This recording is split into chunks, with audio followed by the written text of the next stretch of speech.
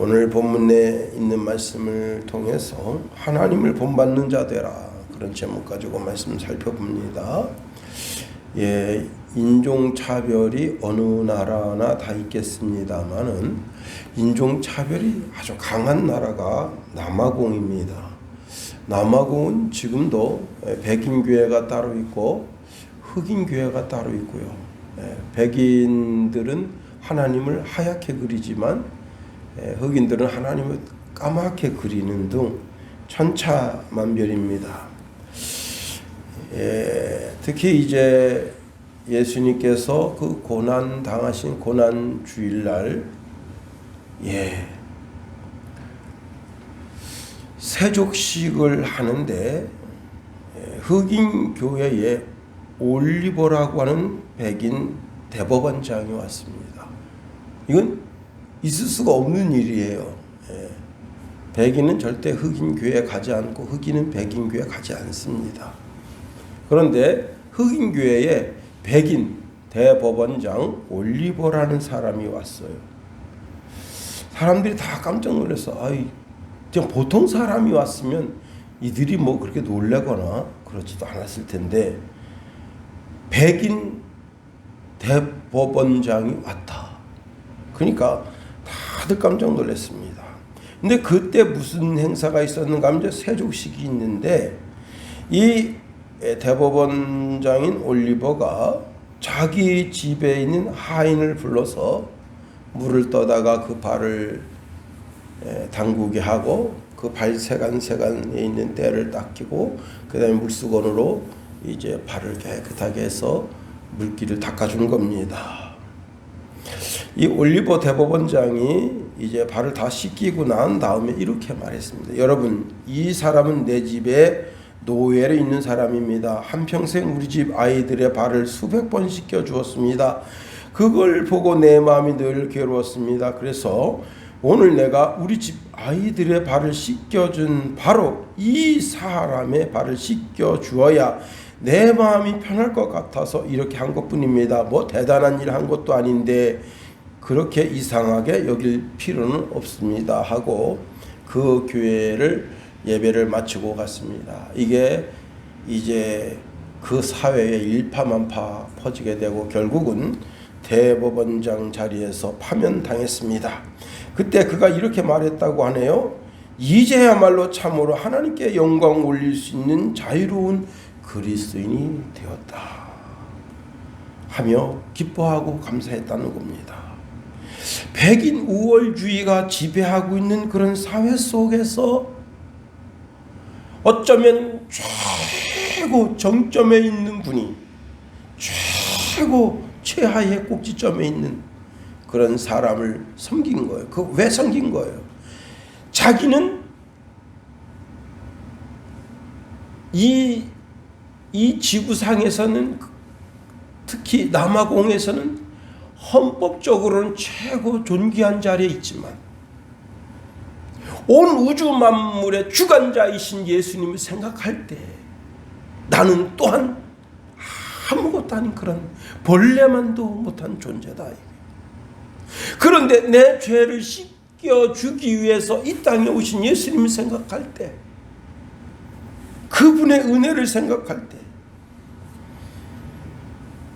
예수님이 베드로에게 말씀하십니다. 나를 따라오너라. 내가 너희를 사람 낚는 어부가 되게 하리라. 자, 이렇게 나를 따라오라고 하는 것은 예수님의 모든 인격을 닮아가는 삶을 살라는 거예요.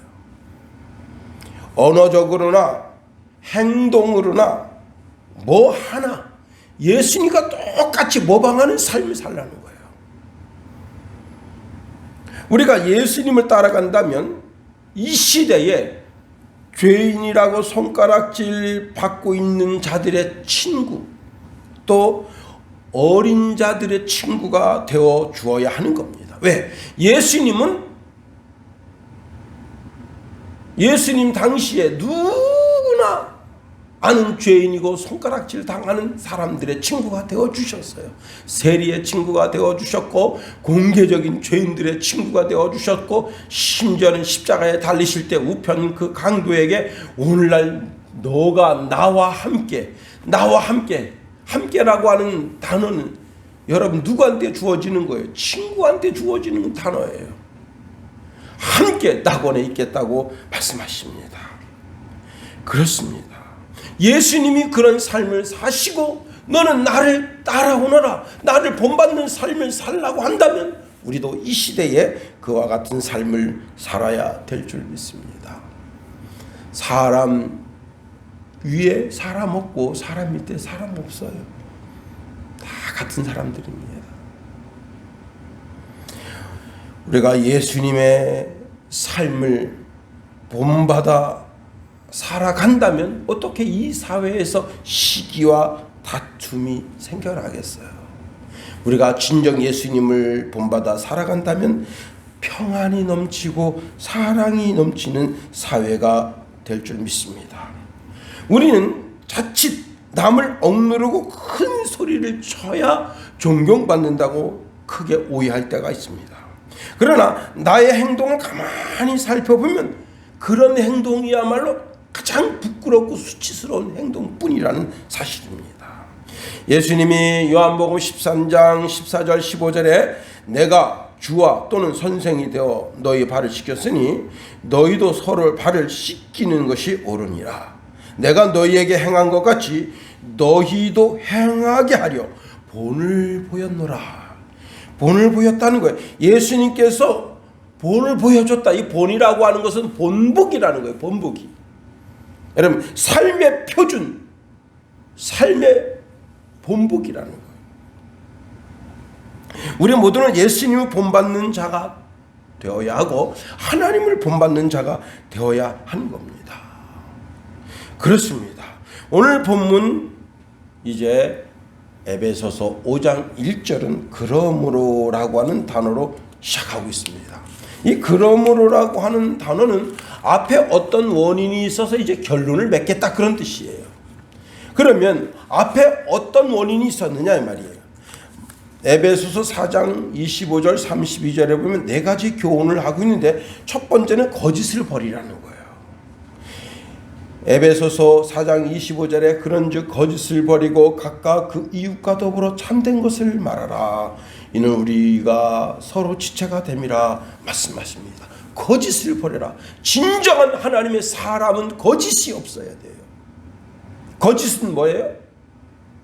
내가 거짓말을 했다. 그것은 나 자신 스스로가 마귀의 자식이라고 이야기하는 것과 같다 하는 사실입니다. 왜? 거짓의 아비가 바로 마귀이기 때문에 그래요. 그러므로 우리의 삶엔 거짓이 있어서는 안 되는 거예요. 두 번째로 이제 분노를 잘 조절하라.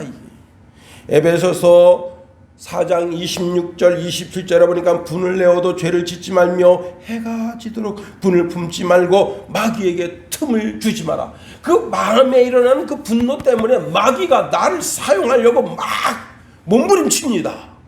그럴 때 마귀에게 내 마음 편 한 켠을 내주지 말라는 거예요. 내 마음 편 한 켠을 내주게 되면 난리가 나는 겁니다. 창세기 4장의 가인이 살인자가 된 것과 같이 그런 정말 해서는 안 될 그런 일들이 벌어지게 되는 거예요. 그 다음에 이제 여러분 도둑질하지 말아라. 다시는 도둑질하지 말고 가난한 자를 도와주려면 내 손으로 일해서 번 것으로 구제하고 선한 일을 하도록 힘쓰라 하는 겁니다. 그 다음에 이제 더러운 말을 하지 말라는 거예요. 에베소서 4장 29절에 보니까 무릇 더러운 말은 너 입에도 입 밖에도 내지 말고 오직 덕을 세우는 데 소용되는 대로 선한 말을 하여 듣는 자들에게 은혜를 끼치게 하라 했습니다. 사실 이러한 죄를 짓는 사람, 거짓말하는 사람, 분노 조절이 잘 안 되는 사람, 도둑질하는 사람, 더러운 말을 하는 사람, 이런 사람은 주님께서 개개인에게 처방을 내려주시는 거예요. 개개인에게. 자, 그렇게 함으로 이제는 거짓말도 하지 않고 분노 조절을 잘하고 도둑질지 하지 않고 더러운 말을 하지 않고 교회 안에서 이제 아름다운 공동체를 이루어 나가야 된다는 거예요. 그 아름다운 공동체를 만들어 나가기 위해서는 어떻게 해야 되느냐? 서로 친절하게 해주는 거예요. 친절하게 해준다는 단어를 우리가 지난 시간에 살펴봤는데, 친절하다라고 하는 단어는 그 사람의 필요한 것을 내 손으로 도와준다는 거예요. 내가 이렇게 죄를 많이 졌어. 누가 나를 돕겠나? 그런데 내가 피해를 입혔던 그 사람이 나의 필요를 채워주는 거야. 그래서 왼수를 참 긍휼한 마음으로 사랑하고 하나님이 나를 용서하신 같이 나도 그 사람을 용서할 때, 여러분, 내가 원수 같겠다고 막 그러면 어떤 일이 벌어지겠어요? 살인자도 될 수 있어요. 사기꾼도 될 수 있고 또 다른 내가 가해자가 될 수가 있어요. 그러므로 하나님의 진노하심에 맡기고 나는 하나님의 말씀을 따라 살아갈 뿐입니다. 그렇습니다. 자, 이제 우리가 그리스도 예수 안에서 하나님이 나를 용서하신 같이 나도 그 사람을 용서하고는, 그리고는 어떻게 해야 하느냐? 나도 그렇지만 지금 나와 같이 형제된 자, 나와 같이 자매된 자가 함께 이제는 예수님을 본받고 하나님을 본받는 자가 되어야 한다 하는 겁니다. 자, 하나님을 본받는 자는 어떤 자냐? 하나님의 사랑을 경험한 자라. 하나님의 사랑을 입은 자라. 이번에 이제 월요일부터 오늘까지 시찰 수련회가 있어서 속초에 다녀왔는데, 거기 이제 이정호 목사님 만났습니다. 이정호 목사님은 이제 장가 가는 게 그 마을에서 야, 그 정우도 장가 갔어? 이렇게 말할 정도로 회자된 그런 인물 중에 한 사람입니다. 해방 이후에는요, 사람들이 내가 힘 있다는 것을 나타내기 위해서 얼굴을 인상을 팍 쓰고 다니는 거예요. 그래서 인상파가 옛날에 많았습니다. 인상을 팍팍 쓰고 다니는 거예요. 그리고는 인상으로 안 되면 물리적인 힘으로 상대방을 제어하는 거예요. 그러다 보니까 여러분 어떻게 하느냐?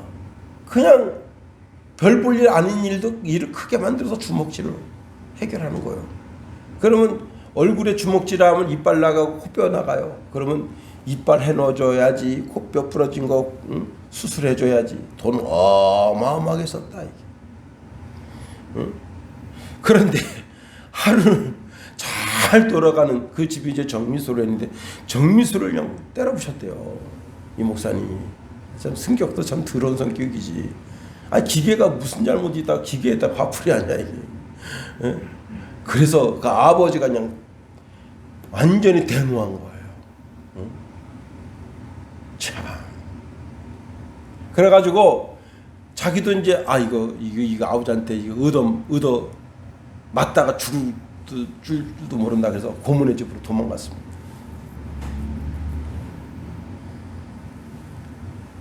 그러니 진짜 이제는 다시 아버지 집에 못 가는 거 아니에요. 아버지가 얼마나 화가 나는지 무식해 꼴도 보기 싫다 막 그러는 가운데 그 집에서 개를 잡았대요. 개를 잡았는데 어머니한테 그 뒷다리는 남겨둬라 그렇게 말씀하시더래요. 그래서 뭐 하려고 그랬더니 정우놈 들어오면 줘야지. 그게 무슨 뜻이에요? 마음이 풀어졌다. 그래서 어머니가 기별을 해서 이제 빨리 와라. 아버지 화났다고 화 풀었다. 여러분 아버지의 사랑을 알고 그리고 이제 나중에 은혜를 깨닫고 목사님이 되셨습니다. 하나님의 마음을 본받는 자. 그 하나님의 마음을 본받는 자는 어떤 자냐? 하나님의 사랑을 받아본 자예요. 아버지의 사랑을 받아본 자예요. 그래서 오늘 본문에 이렇게 말씀합니다. 우리 1절 한번 다 같이 한번 읽어볼까요? 1절 시작. 그러므로 사랑을 받은 자녀여. 같이 같이 너희는 하나님을 본받는 자가 되고. 자, 하나님의 사랑을 본받는 자가 어떤 자냐? 하나님의 사랑을 입은 자라는 거예요. 그래요. 우리는 하나님의 사랑을 입은 자예요. 우리가 드리는 복음 성가 중에 당신은 사랑받기 위해 태어난 사람이 있습니다. 당신은 사랑받기 위해 태어난 사람, 당신의 삶 속에서 그 사랑받고 있지요. 당신은 사랑받기 위해 태어난 사람, 당신의 삶 속에서 그 사랑받고 있지요. 태초부터 시작된 하나님의 사랑은 우리의 만남을 통해 열매를 맺고, 당신이 이 세상에 존재함으로 인해 우리에겐 얼마나 큰 기쁨이 되는지. 사랑, 내가 하나님을 본받는 자 된 가장 근본적인 이유는 하나님의 사랑을 입은 거예요. 제가 이번에 어떤 선교사님 간증 이야기를 들었는데, 이분이 이제 19년인가요? 그렇게 중국에서 선교사님으로 활동했대요. 그런데 코로나 팬데믹이 일어나기 그 이전에 쫓겨난 거예요, 중국에서. 그래서 이분이 이제 그 공안 당국으로부터 너는 죽을 때까지 우리나라에 들어올 수 없다, 이 애가 목사인 걸 아는 거예요. 그래가지고 이분이 태국으로 갔어요. 다시 태국에 가서 불법으로 국경을 넘은 거예요. 그리고 여권을 찢어버렸어요. 찢어서 불태워버린 거예요. 나는 죽을 때까지 중국에 있겠다. 그 중국 지하교회, 이제 조선족들 교회, 그 교회를 돌보고 있는데, 아니 자기 혼자 갔으니까 자기 사모를 오라 해야 될 거 아니에요? 사모님은 오라 하는 거예요. 이 공안이 사모님을 졸졸 쫓아다닌 거야. 이 여자가 어디로 가는가? 이 여자 쫓아가면 누구 있어요? 그 목사님 있는 거 아니야. 만나려고 하는데 딱 걸린 거야, 이 사모님이. 그래서 사모님은 다시 추방당했는데, 이제 죽을 때까지 못 만나는 거야. 두 부부가. 그런데 자기 전 생애를 중국에 왜 바치려고 하는 거예요? 하나님의 사랑을 입은 자이기 때문에. 그런데 그 사모님이 더 대단해. 사모님이 이제 추방당해서 한국에 왔습니다. 생활이 막막합니다. 그래서 이제 이 사모님을 돕는 이제 다른 교회가 있어요. 이 사모님이 돈을 모아서 모닝차를 뽑았어. 그 다음에 그 위에다가 이렇게 그 지붕에다가 이렇게 덕트를 하나 얹어가지고 거기다 스피커를, 대형 스피커를 2개 해놓고 청량리에 가서 스피커를 딱 틀어놓습니다. 이 노래를 틀어놓는 거예요. 당신은 사랑받기 위해. 사람들이 뭐야? 이렇게 쳐다보는 거예요. 그러면 사람들이 쳐다보면 예수 믿고 천국 갑시다. 그 다음에 이 찬양도 부르고 있대. 당신은 지금 어디로 가나요? 발걸음 무겁게 그 끝은 지옥. 그러면 사람들이 뭐야? 이거 쳐다보는데, 그러면 예수 믿고 천국 갑시다. 이 사모님이 사랑받은, 하나님의 사랑받은 여인이에요. 나는 내 평생, 그 목사님도 평생 하나님께 받은 그 사랑 전하며 살겠다. 이 사모님도 이제는 남편과 생이별됐지만 내가 평생 죽을 때까지 예수님 사랑 전하며 살겠다. 그렇습니다. 우리는 하나님의 사랑을 받은 그런 존재라는 사실입니다. 자, 여기 보면 그러므로 사랑받은 자녀같이 너희는 하나님을 본받는 자가 되고 그랬습니다. 우리가 하나님의 사랑을 입은 자로서 하나님을 본받는 자가 되어야 한다 하는 겁니다. 그렇습니다. 우리는 하나님의 사랑을 덧입고 있어요.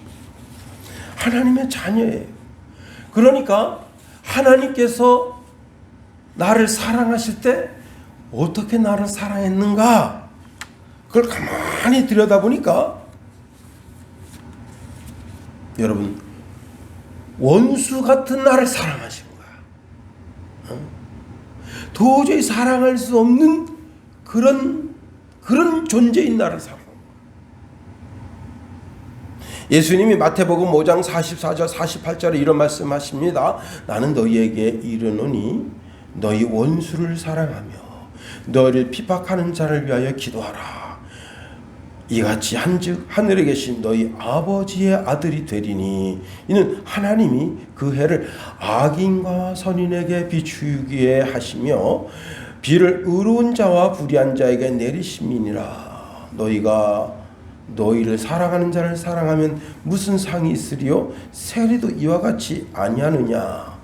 또 너희가 너희 형제에게만 무난하면 남보다 더한 것이 무엇이냐? 이방인들도 이같이 하느니라. 이같이 아니하느냐. 그러므로 하늘에 계신 너희 아버지의 온전하신 같이 너희도 온전하라. 자, 여러분, 우리가 우리끼리만 사랑하면 그거 별 볼 일 없다 이거예요. 예수 안에서 형제를 사랑하고 자매를 사랑하고 부모님을 사랑하고 또 이웃을 사랑하는 그런 사랑의 단계는 누구나 할 수 있어요. 예수 안 믿는 사람도 하는 거예요. 우리가 진정 하나님의 사랑을 입은 자라면 그것을 뛰어넘어서 원수까지도 사랑할 수 있는 그런 단계까지 나아가야 그것이 진짜 하나님의 사랑을 본받는 자가 되는 거예요. 그렇습니다. 예, 정미수 원장님 이야기를 여러분에 소개해 드립니다. 이 정미수 원장님은요, 미장원 원장님이신데 아주 독특한 교육 방법을 가지고 있어요. 자녀들에게 약속을 하는데 그 약속을 꼭 지키게 합니다. 특별히 이제 형제가 싸우면 동네 5바퀴 돌기, 거짓말하면 종아리 5대 맞기, 그런 규칙이 있는데 어쩌다가 자녀가 거짓말하면요, 먼저 엄마가 종아리를 걷어요. 그리고 애들한테 엄마 종아리를 때려라. 엄마가 너를 잘못 가르쳐서 이렇게 된 거다.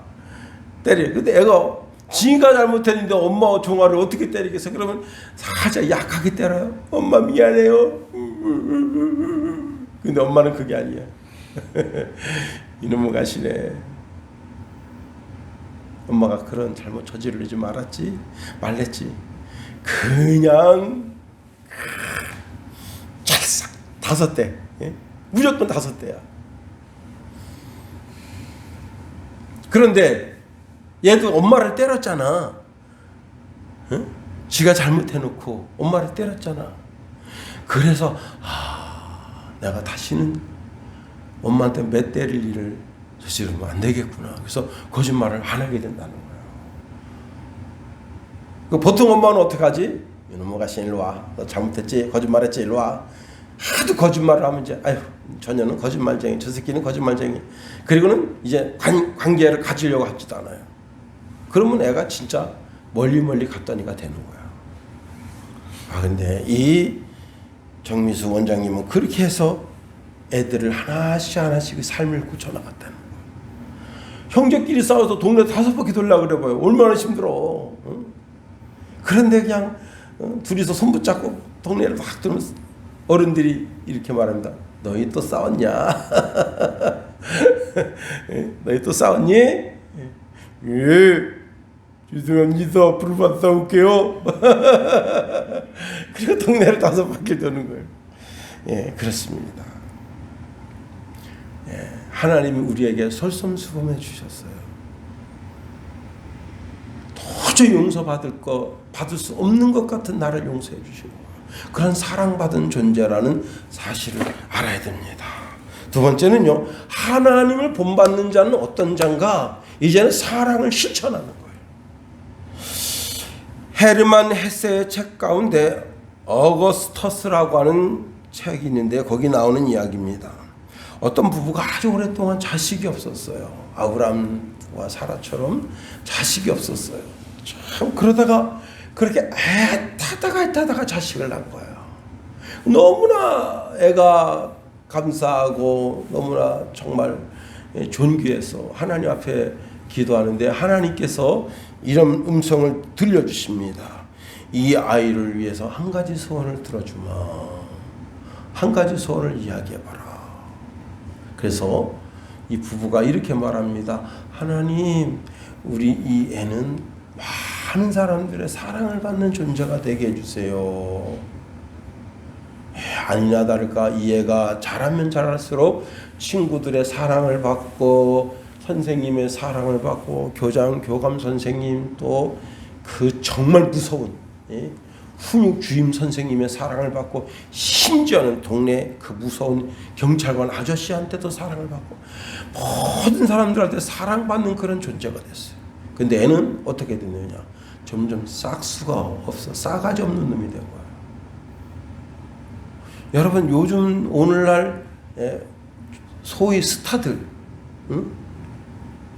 매스컴 스타들, 응? 스타가 되어보세요. 동네 사람이 헝헝 무시하대. 사람들이 저게 언제 저렇게 됐다고 자식이 말이야. 옛날에 그냥 깨북쟁일 때 그냥 동네 개구지게 놀던 놈이 이제 조금 자기가 사회적 지위가 이측에 있다고 해서 나를 무시해? 이렇게 된다고. 그래서 그냥 그 부모가 학을 띈 거예요. 와, 사람들한테 사랑받는다는 것이 이렇게 아이를 망칠 수가 있구나. 그래서 막 한숨 짓는데 하나님이 다시 음성 들려줍니다. 뭐라고 음성 들려주느냐? 자, 어거스트, 너는 많은 사람으로부터 사랑받았지.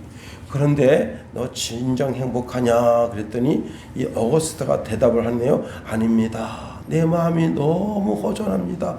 공허합니다. 외롭습니다. 할 수만 있으면 새롭게 축복해 주세요. 섬김을 받으며 살지 않고 섬기며 살 수 있도록, 그리고 도움만 받지 않고 남을 도와주며 살 수 있도록, 대접받기보다는 대접하며 살 수 있도록 해 주십시오라고 하나님께 간청했다는 거예요. 그래서 하나님이 그에게 많은 사람들에게 자기 받은 바 사랑을 베풀 수 있는 삶을 살게 될 때 그가 진정 행복자가 됐다는 겁니다. 여러분, 사랑은 줌으로써 참으로 받으면 받은 만큼 베푸는 삶을 살아야 되는 거예요. 1월 말경쯤 미국에 눈이 어마어마하게 왔어요. 근데 우리나라 이제 관광을 가셨던 분들이 눈이 너무 많이 와서 고속도로 상에서 이제 차가 갇혀 버리게 된 거예요. 그런데 눈이 3일 연장 온 거야. 3일 연장. 그러니 차에서 계속 있을 수가 없잖아요. 그래서 이제 이게 뭐냐 진짜 너무 이상한 상황이 되게 된 거예요. 그런데 거기 멀지 않은데 이제 대저택이 하나 있는데 그 백인 할아버지가 와가지고서는 한국 사람이 8명인가 타고 있었는데 우리 집으로 와라. 그래가지고 한국 사람이 많으니까 한국식으로다가 음식을 만들어서 그 백인 할아버지 할머니 그걸 같이 먹었어요. 5일인가 먹었어요. 그렇게 먹고 이제 눈이 추워지니까 다 그 차를 타고 그리고 돌아오게 됐습니다. 이분들이 돌아와서 한국관광공사에다가 우리가 거기 그 나라에서 이렇게 지금 그 노부부의 은혜를 입었다 그랬더니 관광공사에서 그러냐? 그러면 우리가 이제 역으로 은혜를 갚자. 그 부부를 초대하자. 그래서 5월 달에 오기로 했대요. 15박 16일. 한국에 와서 그냥 아주 그냥 정말 한국이 발전된 거 참.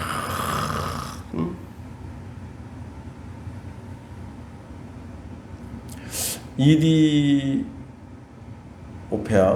맞나 발음이? 에디오피아. 성경에도 에디오피아가 나오잖아요, 그죠? 에디오피아. 한국의 한 선교사님이 에디오피아를 가셨어요. 근데 에디오피아가 어떤 나라죠? 6.25 때 우리를 도와준 나라잖아요. 그 에디오피아에 참전한 그 군인들은 어떤 군인들인가 하면 왕실 근위병입니다.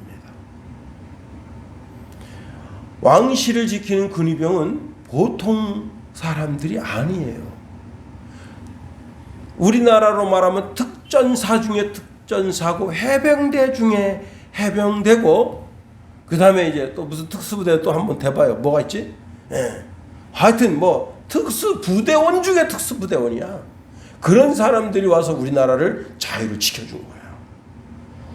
그리고 6.25가 끝나자마자 모든 나라들은 다 본국으로 돌아갔는데 이 나라는 돌아가지 않았습니다. 대한민국 재건을 도운 거예요. 그래서 그 이디오피아 이제 그렇게 딱 해서 본국으로 갔는데 그 왕조가 자유 대한민국을 도와줬다는 이유로 탄핵받아가지고 왕조 관련자들이 다 숙청당한 거예요. 자, 그러니까 한국 갔다 온 사람은 뭐가 된 거예요? 한국 갔다 왔던 참전했던 사람들이 영웅인데 그 영웅들이 지금 죽일 놈이 된 거예요. 그러니 그 사람들한테 직업도 안 주고 뭐다 다 그지를 사는 거야. 그걸 하는 거야. 와, 우리나라를 살려준 이 귀한 분들이 다 그지를 살고 있네.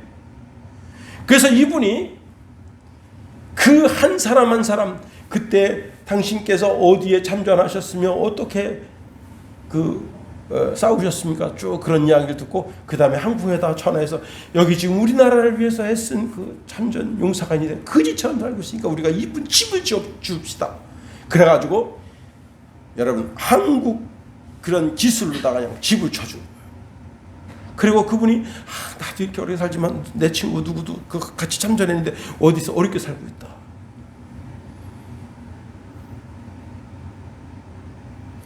그렇게 하면서 집을 쭉 쳐주다가 그거 가지고 난대요.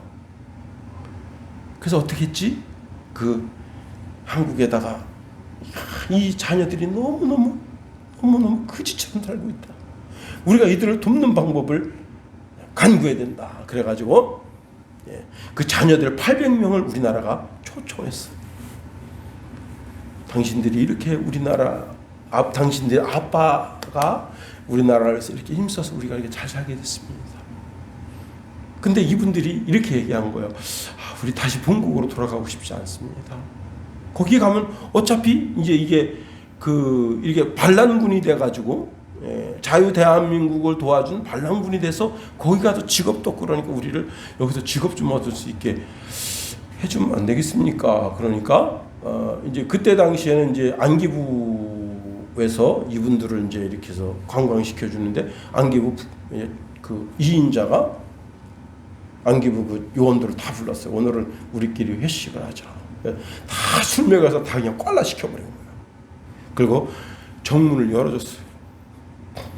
다 도망가라고. 우리 당신들 안 잡을 테니까 다 도망가라.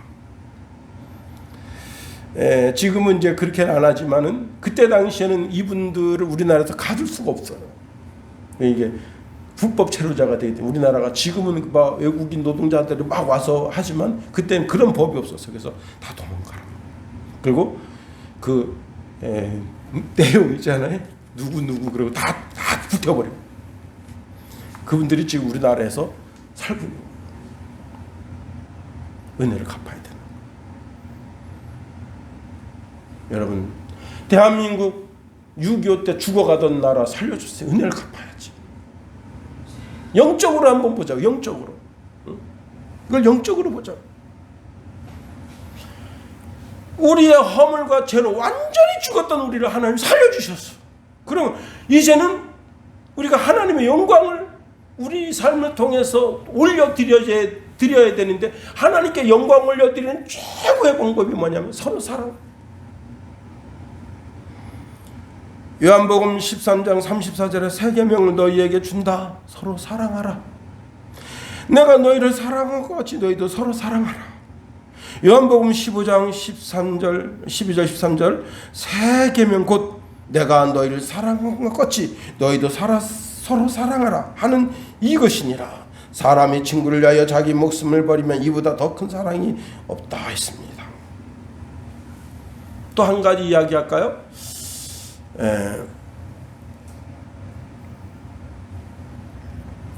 옛날에는 이제 미국하고 멕시코하고 경계선이 없었어요. 근데 멕시코에 사는 젊은이가 이제 미군으로 이제 사병을 모집하는데 대한민국이라는 나라에 가서 싸울 사람을 모집하니까 이 사람은 멕시코 사는데 멕시코 주에 사는 게 아니야. 진짜 멕시코 시티에 그러니까 이게 뭐 주에 사는 게 아니고 멕시코 나라에 사는 사람이. 근데 그러니까 나는 그런 건 좋다 이거. 막 싸우는 거 좋다. 그래가지고 지원을 했어요. 미군으로. 그래서 우리나라에서 싸워서 다부동 전투가 어딘가 가서 싸우다가 여기 피탄을 맞아가지고 피탄이 박혀 있어요. 근데 이제 그쪽 그 한인 관계자가 우연히 이야기를 들은 거예요. 자기가 멕시코에 살고 있지만 사실은 미군으로 대한민국에 출전했었다. 그러면서 사진을 쭉 보여주는데 눈에 익은 사진이 있어요. 막 미군들이 어디 가면 좀 이렇게 막 개펌 잡고 막 찍는 거 있잖아요. 평양 뭐 이렇게 여기서부터 몇 킬로 그런 거 뭐 있잖아. 그래 진짜 미국 군으로 뛴 사람이야 이 사람은. 근데 멕시코가 어떤 나라죠? 아주 거지처럼 살아요 이분이. 사진을 보여주는데 거지처럼 살아요. 그래서 일단 멕시코에 있는 한국 기업 또 미국에 있는 한국 기업한테 이런 분이 좀 도와주라. 그랬더니 2억 4천만 원이 거쳤어요. 그래가지고 콘크리트 최신식으로 집을 져준 거야. 그 도시에서 그 집이 제일 멋있어. 그리고 그 자녀들에게 평생 이제 대학 다 나올 수 있는 그런 장학금을 해주겠다 우리가. 그리고 한국 가전제품 있잖아요. 삼성 텔레비전 100인치, LG 세탁기, 청소기 최신 가장 최고로 갖다 줬는데 후문으로는 좀 팔아먹었다는 소리가 있어요. 최고 좋은 거. 여러분 바울이 이렇게 말하네요. 너희도 사랑 가운데서 행동해라. 정말 하나님의 본받는 자가 됐다면 하나님의 사랑 가운데서 너희도 사랑으로 행동하라. 여러분 인류 역사상 가장 큰 부자가 록펠러인데요. 록펠러가 이렇게 말했습니다. 나는 아주 오래전 돈을 남에게 나눠주기 시작한 후부터 재산이 점점 늘어나는 선물을 받게 됐다라는 말을 했습니다. 그가 세상을 떠날 때요 5억 5천만 달러나 되는 돈을 남에게 남겨줬습니다. 대학교를 240개인가를 줬어요. 이 사람이 져서 후학을 잘 길러라. 2,400개. 참 대단한 사람입니다. 이 사람이 이제 여러분 친구를 잘 사귀어야 되는 게 뭐냐면 친구한테 쏘가가지고 금강을 이제 개발을 하는데 친구한테 쏘가서 금강을 이렇게 탁 맡은 거예요. 근데 직원도 월급도 못 주는 거야. 그래가지고 자살할 마음을 먹고 있었어요. 빚쟁이가 뭐 맨날 뭐 그 집 들락날락 거리지 막. 여러분 빚쟁이들이 와가지고 험한 말을 하면 얼마나 가슴 철렁철렁합니까? 험한 말을 해대니까 내가 자살하면 이 더러운 꼴 안 보지. 그렇게 이제 하면서 그런 마음 속에서 하나님 앞에 무릎을 꿇고 기도하는데 하나님 이렇게 말씀하셨어요. 뭐라고 말씀하셨느냐? 때가 되면 열매를 거두리라. 더 깊이 봐라. 그래서요 록펠러가 곡괭이를 들고 그 광산을 들고 꽃갱이 들고 가니까 사람들이 드디어 미쳤구나. 록펠러가 미쳤구나. 왜? 광부들 다 도망갔어요. 임금을 못 받아가지고. 그런데 꽃갱이 들고 팔라고 딱 들어가니까 사람들이 록펠러가 드디어 때가 됐어. 그때가 된 거야. 딱 찍는데 뭐가 나왔죠? 네, 기름이 나온 거야. 검은 골드 기름이 나온 거야. 골드가, 검은 골드가 콸콸콸콸 나오기 시작한 거야. 그래서 록펠러가 그걸 기반으로 일어서게 됐습니다. 록펠러는요 33세에 백만장자가 되고 43세에 미국 최고 부자가 되고 53세에 전 세계 최고 부자가 됐습니다. 이런 복을 받게 되기를 예수님의 이름으로 축원해 드립니다. 예. 그러니까 여러분 광산 하나씩 맡아가지고 이 이름 나오면 또 대박 나는 거 아니에요, 그죠? 하여튼 어떤지 간에. 자, 그런데 53세 세계 최고 부자가 됐는데 행복하지가 않아요. 그래서 우울증으로 고통당하다가 이제 병원에 갔더니 당신 길어야 1년, 짧으면 6개월 안에 죽습니다. 닭가치처럼 쫙 말라가지고 사람이 이러고 있으니 곧 죽을 사람이에요. 그날 이제 건강검진 받으러 이렇게 들어가는데 비서가 뒤에서 휠체어를 몰고 이제 그 휠체어 타고 있는데 이 부스 이렇게 환자가 오면 접수하는 부스에서 그 안내하는 아가씨하고 웬 아주머니가 자기 다 죽어가는 딸을 옆에 이렇게 데리고 제발 얘 좀 수술 시켜달라고 싸우고 있어요. 록펠러가 들어가다가 잠깐 서봐라. 비서가 이거 휠체어를 멈췄어요. 쭉 듣습니다. 제발 우리 애가 죽어가고 있어요. 얘 좀 수술해 주세요. 제가 나중에 다 돈 갚을게요. 비서를 불러서 그 돈 얼마 들든지 전액 다 대주고 치료해줘라. 그리고 누가 치료해줬는지는 밝히지 마라. 근데 록펠러는 자기가 돈 낸 걸 알잖아요. 그 애가 수술 받습니다. 그 애가 병실을 랄랄라 돌아다니는 거 봅니다. 그때서부터 록펠러 몸에 희한한 일이 생겼어요. 그 애를 보면서 희망이 생기고 그 애를 보면서 소망을 보게 되고 기쁨을 보게 되고 즐거움을 보게 되고.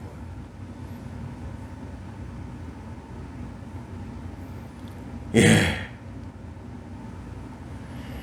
여러분, 그는 이렇게 그의 자서전에 쓰고 있대요. 살면서 이처럼 행복한 삶이 있다는 것을 미처 몰랐다. 내 인생 55년은 항상 쫓기듯 살았지만 나머지 43년은 정말 행복한 시간이었다. 그런데 록펠러와 같이 동업했던 동업자가 있어요. 제가 그분도 소개하고 설교를 마치려고 그래요. 록펠러와 같이 한때 동업했던 동업자가 있는데 이름이 되게 멋있어요. 자, 루이스 헨리 세브란스예요. 세브란스? 그래요. 바로 세브란스 병원 세운 사람이에요. 자, 이 사람이 록펠러가 석유 발견했을 때 그때 같이 일했던 동업자였어요. 1900년대 뉴욕 카네기홀에서 조선에 의료봉사하는 의사의 연설을 듣고 기부해가지고 4년 후 경성의 조선 최초의 종합병원을 지은 사람이 세브란스입니다. 그게 바로 세브란스 병원이에요. 신분, 빈부 차이 없이 무조건 진료를 받을 수 있는 자선병원이었어요. 뿐만 아니라 자신의 주치인 어빙 러들로를 세브란스로 병원에서 거기서 가서 봉사하게 했어요. 그래서 이 사람이 26년 동안 봉사했습니다. 정형외과 전문의로. 여러분, 세브란스는 죽기 전까지 소외계층을 위한 기금까지 마련해 두었을 뿐만 아니라 정작 자신이 소유한 집이고 뭐고 팔 수 있는 것을 다 팔아가지고 싹 팔아서 가난한 자들에 나눠줘서 이 사람은 사실은 죽을 땐 그지로 죽었어요. 얼마나 멋있습니까? 그가 이런 말을 남겼어요. 받는 당신보다 주는 내가 더 행복합니다. 그리스도 예수 안에서 예수님께서 친히 하신 말씀, 받는 것보다 주는 자가 더 복되다고 하는 말씀을 이루는 저와 여러분이 다 될 수 있기를 예수님의 이름으로 축원해 드립니다. 많이 벌어요. 그리고는 여러분 자신을 위해서, 여러분 가정 위해서 쓰고 뿐만 아니라 나와 전혀 피도 웃음도 말도 한 번 섞지 않은 정말 어려운 이웃을 위해서 여러분 사용하세요. 지금의 이 개독교 같은 놈들처럼 하지 말고 정말 그리스도 예수의 정신과 사랑으로 여러분이 이 시대에 살아가세요. 그래야 하나님의 아들이라 칭함을 받을 수 있는 거예요. 이 시대에 정말 눈물 흘리는 자의 눈물을 닦아주는 여러분이 되세요. 마음의 상처와 고통 때문에 괴로워하는 자의 마음을 위로하는 하나님의 위로의 입술이 되세요. 그걸 위해서 여러분이 보냄을 받은 겁니다. 기도하겠어요. 하나님, 우리는 하나님의 엄청난 사랑을 깨달은 자들이고 이제 그 깨달은 사랑을 하나님을 본받고 예수님을 본받아 실천하는 실천인이 되기를 소망합니다. 하나님, 먼저 우리가 따뜻한 언어로 이웃을 돌보고 또한 물질로도 이웃을 공개할 수 있도록 우리가 생각하는 것에나 계획하는 것에나 말하는 것에나 일하는 것에나 넘치도록 주의 은혜가 임하게 허락하소서. 예수님 이름으로 기도하옵나이다. 아멘.